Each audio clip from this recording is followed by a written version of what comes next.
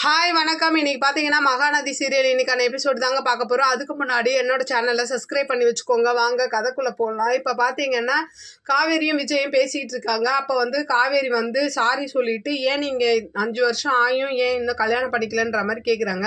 அதுக்கு விஜய் எந்த பதிலும் சொல்லாமல் என்ன பண்ணுறாங்க, அப்படியே சாரதா கிட்ட போயிடுறாங்க. சாரதா கிட்ட போயிட்டு இந்த மாதிரி அவள் என்னை கேட்குறா, எனக்கு என்ன பதில் சொல்கிறதுனே தெரில அப்படின்னு சொல்லும் போது சாரதா என்ன சொல்கிறாங்க, நீங்கள் இஷ்டம்னு சொல்லியிருக்கணும், அப்போ தான் அவள் மனசில் இருக்கிறத அவள் சொல்லியிருப்பா. இப்போ அடுத்த தடவை கேட்டால் நீங்கள் அதை அந்த மாதிரி சொல்லுங்க அப்படின்ற மாதிரி அவங்க சில அட்வைஸ்லாம் கொடுக்குறாங்க.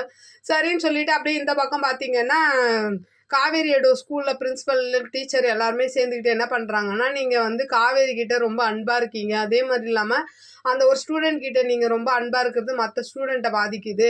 அதுவும் இல்லாமல் நீங்கள் வந்து அவங்க பேரண்ட்ஸ் கிட்டேயே வெளியில் கேம்பஸ்க்கு வெளியில் ரொம்ப நேரமாக பேசுகிறீங்க, இந்த மாதிரிலாம் பேசக்கூடாது, எனக்கு கம்ப்ளைண்ட் வருதுன்ற மாதிரி சொல்கிறாங்க. இது வந்து எவ்வளவோ காவேரி சொல்லி பார்க்குறாங்க. அவங்க இதே மாதிரி ரிப்பீட் ஆச்சுன்னா நான் ஆக்ஷன் எடுப்பேன்ற மாதிரி சொல்லிட்டு போயிடுறாங்க. அப்புறம் பார்த்தீங்கன்னா ஸ்கூல் விட்டுறாங்க. குழந்தை வாசல்லையே நிற்கிறா.